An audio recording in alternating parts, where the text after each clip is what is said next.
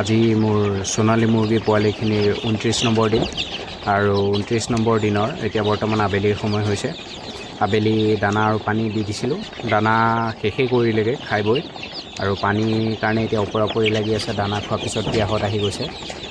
আৰু মুৰ্গী পোৱালিখিনি বৰ্তমান মই ষ্টাৰ্টাৰ দানা ব্যৱহাৰ কৰি আছোঁ, সোণালীৰ কাৰণে যিটো আহে। আৰু বৰ্তমানলৈকে মই কোনো ধৰণৰ মেডিচিন ব্যৱহাৰ কৰা নাই পানীত, আৰু 2 এদিনতে ব্যৱহাৰ কৰিম। আৰু তাৰপিছতে ব্ৰুডিংটো সম্পূৰ্ণকৈ খুলি দিম মোৰ গোটেই ৰুমত। আচলতে খুলিয়ে দিব লাগিছিলে, কিন্তু অত্যাধিক ঠাণ্ডা পৰাৰ কাৰণে ৰাতি ব্ৰুডিংটো এতিয়ালৈকে একো কৰা নাই, নহ'লে বৰ্তমানলৈকে খুলিয়ে দিলোঁ হয়। আৰু ভিতৰত বৰ্তমান টেম্পাৰেচাৰ 22-23 ডিগ্ৰী হৈ আছে। আজি বতৰটো ভাল নহয় ইমান, বতৰটো ডাৱৰীয়া হৈ আছে, ৰ'দো ওলাব পৰা নাই। সেইকাৰণে যিটো গৰমটো সেইটো ভিতৰত হ'ব পৰা নাই ইমান ভালকৈ।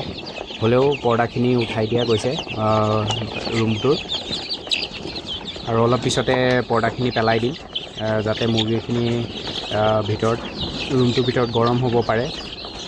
নহ'লে দেৰিকৈ পেলালে মুৰ্গীখিনিয়ে ঠাণ্ডা পাব পাৰে, সেইটো কাৰণে বুলিয়ে পৰ্দাখিনি অকণমান জল্দিকৈ পেলাই দিওঁ পোহৰ হৈ থাকোঁতে। আৰু আজি ভিডিঅ'টো ইমানখিনিতে সামৰণি মাৰিছোঁ। ধন্যবাদ।